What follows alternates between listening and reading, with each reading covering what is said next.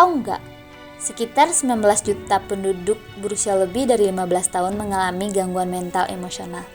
Dan lebih dari 12 juta penduduk berusia lebih dari 15 tahun mengalami depresi.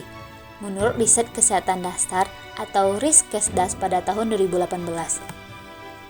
Selain itu, berdasarkan sistem registrasi sampel yang dilakukan Badan Litbangkes pada tahun 2016, diperoleh data bunuh diri per tahun itu sebanyak 1.800 orang, atau setiap harinya ada 5 orang yang melakukan bunuh diri.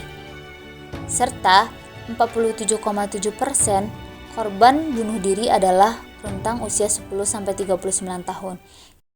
Apa sih sebenarnya depresi itu? Apa sih ciri-ciri depresi itu? Depresi adalah kondisi seseorang yang ditandai dengan kesedihan yang mendalam, perasaan yang tidak berarti, dan rasa bersalah yang berkepanjangan. Apa aja sih tanda-tanda apabila kamu mengalami depresi? Tanda yang pertama, suasana hati tertekan hampir setiap hari. Kamu merasa kamu tertekan baik itu dalam melakukan aktivitas yang kamu suka maupun aktivitas yang tidak kamu suka. Tanda yang kedua yaitu minat sangat berkurang pada aktivitas hampir setiap harinya. Contohnya seperti kamu sangat menyukai musik. Nah, tiba-tiba kamu lebih memilih tidur atau berbaring atau bermenung daripada mendengarkan musik. Nah, tanda yang ketiga yaitu penurunan dan penambahan berat badan yang signifikan. Contohnya, kamu yang biasanya mempunyai berat badan 50, sekarang kamu mempunyai berat badan sekitar 40 atau 35 kilo. Atau lebih berat dari 50 yaitu seperti 60 atau 70 kilogram. Tanda yang keempat yaitu lambat berpikir dan kurang gerak fisik. Nah, contohnya seperti kamu saat mengerjakan suatu tugas. Kamu sekarang lebih lambat dalam berpikir atau menganalisis suatu tugas yang sedang kamu kerjakan. Nah, dan kamu lebih suka tidur-tiduran dan malas-malasan di tempat tidurmu daripada berolahraga di luar atau pergi keluar bersama teman-temanmu. Tanda yang kelima yaitu kelelahan hampir setiap hari, yang mana kamu merasa lelah untuk menjalani aktivitas sehari-hari. Nah, tanda yang keenam yaitu rasa tidak berharga dan bersalah hampir setiap harinya. Kamu merasa bahwa kehadiranmu tidak cukup berharga bagi orang-orang terdekatmu, baik itu bagi orang tuamu, bagi teman-temanmu, dan bagi pasanganmu. Kamu merasa kamu tidak cukup pantas untuk dihargai atau berharga bagi orang terdekatmu. Tanda yang ketujuh yaitu kurang berkonsentrasi dan ragu-ragu hampir setiap harinya. Nah, kamu dalam menjalani kehidupan sehari-hari, kamu sulit berkonsentrasi seperti saat kamu menghadiri perkuliahan, yang mana kamu melamun saat dosen mendengarkan penjelasan di depan.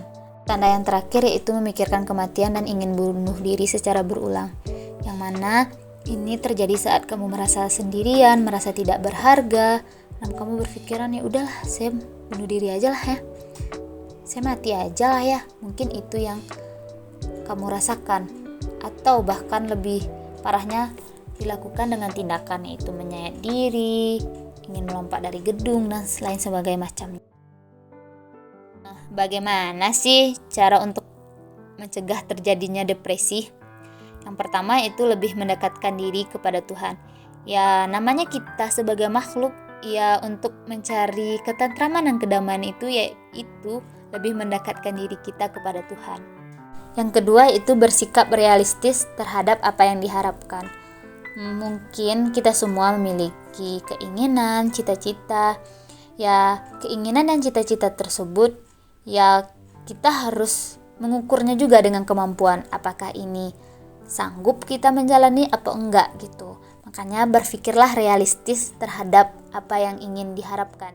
Selanjutnya yaitu tidak menyalahkan diri dan orang lain terhadap kesalahan. Namanya juga kita manusia. Berbuat salah itu ya biasa, tapi janganlah sampai kita berlarut-larut terhadap kesalahan yang pernah kita buat atau sedih yang berkepanjangan, itu tidak baik. Dan juga untuk menyalahkan orang lain terhadap apa yang kita buat juga tidak baik. Mungkin lebih legowo terima apa yang kita perbuat gitu. Selanjutnya, tidak membandingkan diri sendiri dengan orang lain. Nah, kita itu mempunyai jalannya sendiri masing-masing. Kita punya prosesnya masing-masing, kita punya hasilnya masing-masing. Tidak akan sama hasil yang kita peroleh dengan orang lain yang peroleh. Jadi, jangan membandingkan diri kita dengan orang lain. Karena itu, berbagilah cerita dengan orang sekitar maupun profesional. Mungkin apapun yang kamu hadapi, kamu tidak bakal bisa menghadapinya sendiri. Kamu butuh orang lain untuk mendengarkan kamu bercerita, kamu butuh orang lain untuk bersandar. Maka cobalah untuk perlahan membuka diri, bisa bercerita kepada orang lain. Yaitu menerima dukungan dari keluarga dan lingkungan sosial. Ya, kita sebagai makhluk sosial ini perlu lingkungan sosial untuk membuat kita lebih baik lagi, dan terutama keluarga, karena dukungan keluarga itu sangat-sangat berarti bagi kita untuk mencegah terjadinya depresi. Selanjutnya yaitu berolahraga dan berkegiatan di luar. Mungkin bagi teman-teman sekalian, berolahraga itu sangat berat. Untuk bangun dari tempat tidur atau untuk bangun dari rebahan itu sangat sulit bagi teman-teman. Tapi cobalah untuk berjalan-jalan, minimalnya jalan sore atau jalan pagi, itu bakal mengurangi tingkat stres teman-teman. Selanjutnya yaitu bersikap tenang dan tidak terlalu menyesali suatu hal.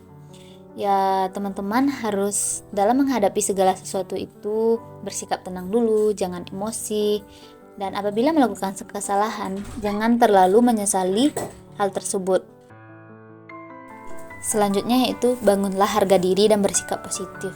Janganlah teman-teman semua selalu berpikiran negatif terhadap sesuatu hal, tetapi mulailah hal-hal kecil tersebut untuk bersikap positif dalam menghadapi berbagai suatu masalah, baik itu kecil maupun besar. Cobalah untuk sedikit demi sedikit untuk bersikap positif. Yang terakhir yaitu cobalah teman-teman untuk bersosialisasi dengan lingkungan sekitar. Ya, jangan hanya berdiam diri di dalam kamar atau hanya fokus pada diri sendiri, tapi cobalah sekali-sekali untuk bergaul dengan teman-teman, keluar, bermain, atau bercengkrama dengan anggota keluarga seperti ayah, ibu, kakak. Itu bakal bisa mencegah kita dari depresi.